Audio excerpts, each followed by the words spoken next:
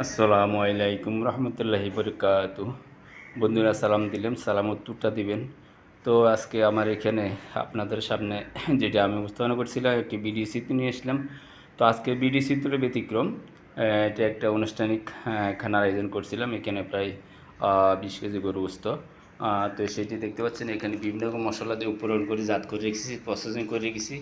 এখানে দিয়েছি আমি প্রথমে পেঁয়াজ, আদা রসুন বাটা, তারপর আপনার মশলা জগতের আমি দিয়েছি তেজপাতা, লং, এলাচ, দারচিনি, মরিচ, হলুদ, লবণ এবং জৈত্রিক, জায়ফল ও রাঁধুনি মশলা, জিরা মশলা, তারপর দেওয়া হয়েছে এখানে নাকফুল মশলা। তো বিভিন্ন উপকরণ মশলা দিয়ে এখানে আমি প্রসেসিং করে রেখেছি। তো বন্ধুরা দেখতে থাকেন, আজকে রান্নার ভিডিওটি কিন্তু নিত্য নতুন একটা ভিডিও চিত্র দেখতে পাচ্ছেন। এখানে সম্পূর্ণ মশলা দিয়ে প্রক্রিয়াজাত করছি।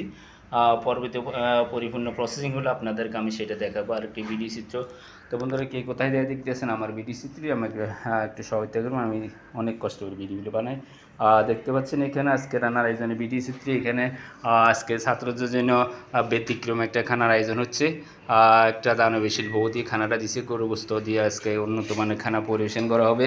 তো এখানে আমি আগে সম্পূর্ণ মশলা দিয়ে প্রসেসিং করে রেখেছি। পরবর্তী পরিপূর্ণ হলে আপনাদের সাথে আমি আবার শেয়ার করবো। তো কে কোথায় তাই দেখতেছেন আমার ভিডিও চিত্রটি, আমার একটু লাইক কমেন্ট শেয়ার দিয়ে সহযোগিতা করবেন, না হলে পা দিয়ে একটা লাথি মারবেন। ইনশাল্লাহ ভালো থাকবেন, সুস্থ থাকবেন।